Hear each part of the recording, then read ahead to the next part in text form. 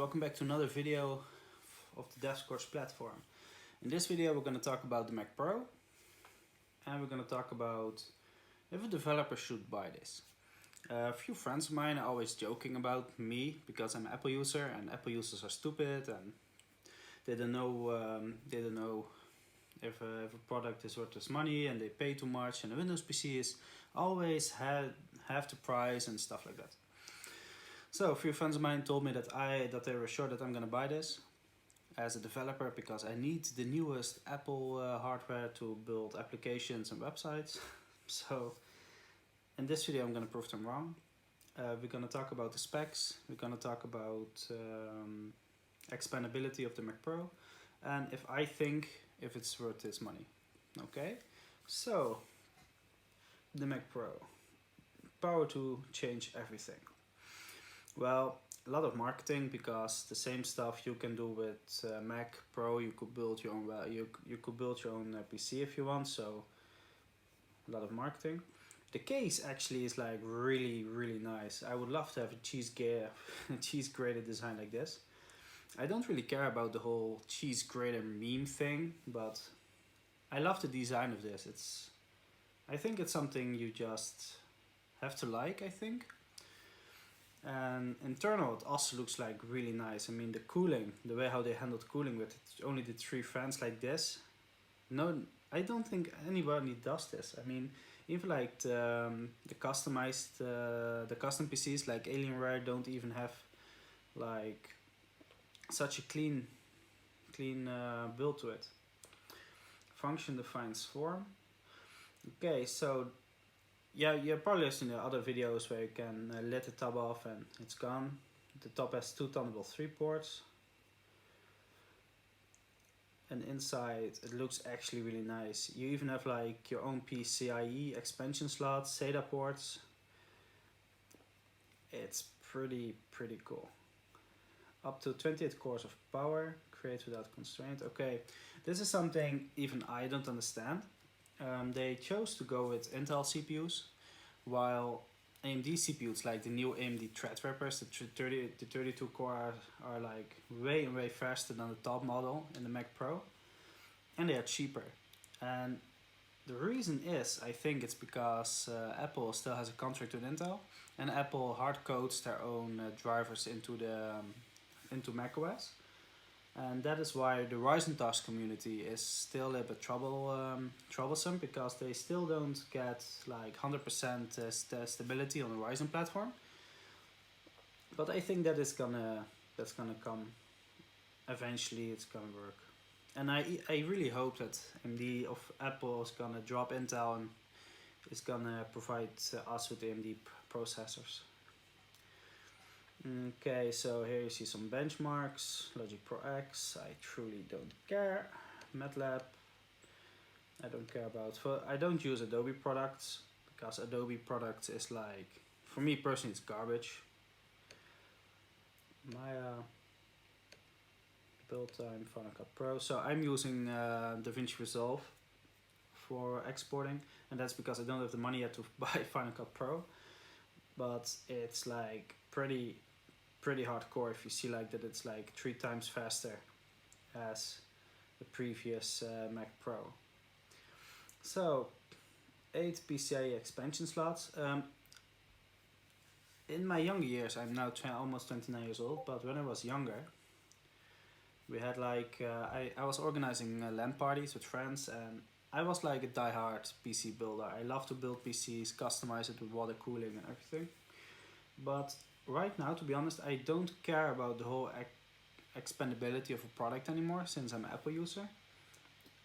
I don't want to play with hardware, I don't want to put it in and hope that it works. So for me, I don't really care about this. Extreme performance by design.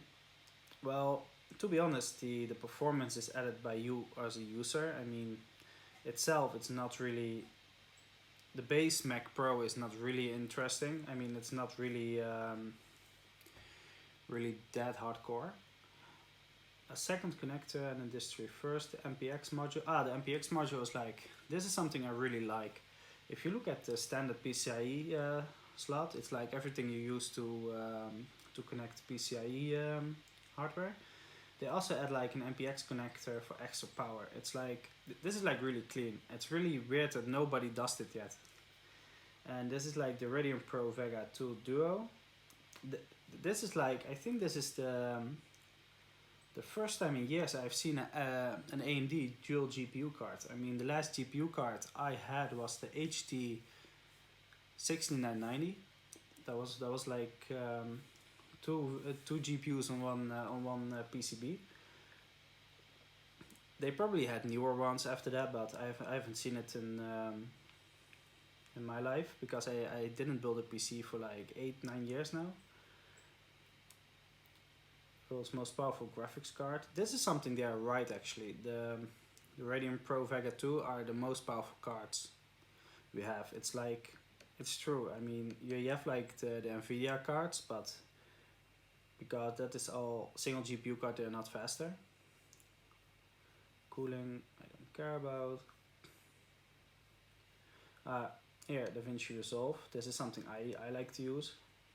The Mac Pro Dual Radeon Pro Vega 2 Duo is 5.8 times faster than the previous generation Dual Fire Pro D700s. Well, this is actually really cool. And I would love to have a video card like that, I just don't have the money for it, so I'm not gonna buy it. This is something I'm really looking forward to, is the Apple Afterburner card. It's like, I saw this video from Jonathan Morrison where I did like 4 16K streams or something. And it's like crazy that like a single PCIe card can do something like that. I would love to have it, but also really expensive. I don't care about the screen, so we're not going to talk about it. Security taken to new heights with the T2 chip. People are really hating the T2 chip, because it's like everybody calls it vendor lock-in and you can change your own SSDs and everything. I kind of agree with that, but on the other hand, the T2 chip takes care of the booting sequence. It encrypts your SSD, so if somebody steals your Mac with your proprietary software or anything, they can't do anything with it, because the SSDs are encrypted, so you don't have to be worried that that somebody steals your data. Well, the I/O, it's like really nice. I mean, standard you have like 4 Thunderbolt 3 ports and 2 USB ports is pretty nice. I don't care about the rack version. Okay, I think we have seen everything. So let's go to the buy page and let's configure our Mac Pro as a in my eyes as a developer, what I will do. So I go for the tower, of course. Okay, so 8-core Intel Xeon W. I would actually take the 12-core over this, because it's a little bit more like future proof. I mean, a machine like this as a developer, it should like do, let's say 5 till 6 years in my opinion. So 12 cores will be the way to go for me. Memory on the other hand, you have like a lot of developers who are building one website and they use like 6 virtual machines with web servers, databases, and they tell you that they need like 100 gigs of RAM to run it all. I'm not that kind of developer. I like to do everything really light, optimize everything, and I have like a MacBook Pro 2018 with 16 gigs of RAM, and even I have like 5 or 6 Docker images running, and even I don't use all the RAM. But if you're a developer, I think 32 gigs could be at least what you need. That's like the minimum right now. And if you want to upgrade the RAM or the memory of your Mac Pro, don't do it with Apple, because they ask ridiculous extra pricing for that. Just go to Amazon and buy a nice kit there. I mean, the kits over there are... Let's go. Let's check what it costs. DDR4 RAM. So let's see what it costs here.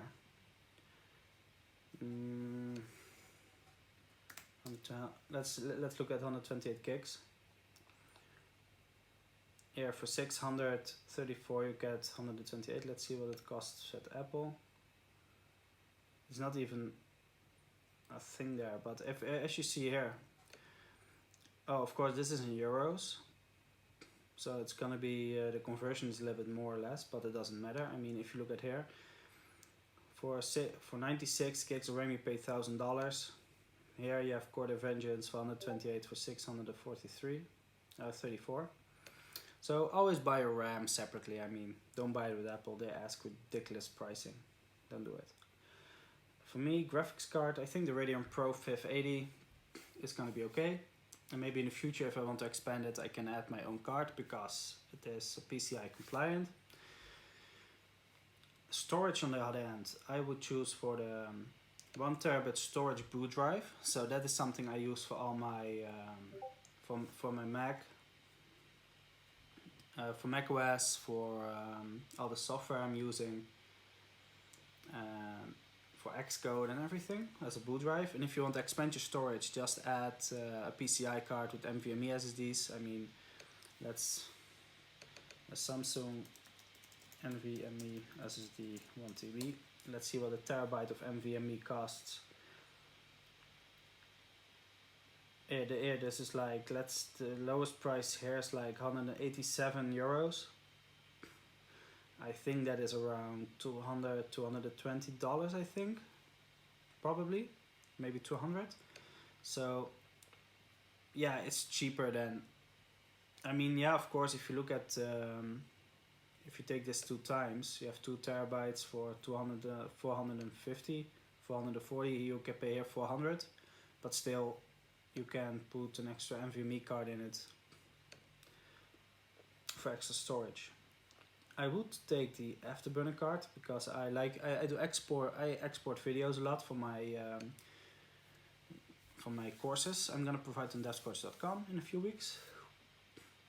I'm not gonna pay $400 for reels. I will take the Magic Mouse 2 and the Magic Trackpad 2 because it's really nice. I love the trackpad actually, but sometimes the mouse, it's also really nice. I'm not gonna take Final Cut and I'm not gonna take Logic Pro X. So in the end, I would pay $9,548 for my development machine. And then we have a 12-core Xeon, 32 gigs of RAM, a Pro 580X, 1 TB of storage, and an Afterburner card. So this is then excluded the extra RAM I want to upgrade. So let's say I want to have 128 gigs of RAM. I would have to pay $600 or $700 extra. So it would be over 10K to use this machine as my developer machine.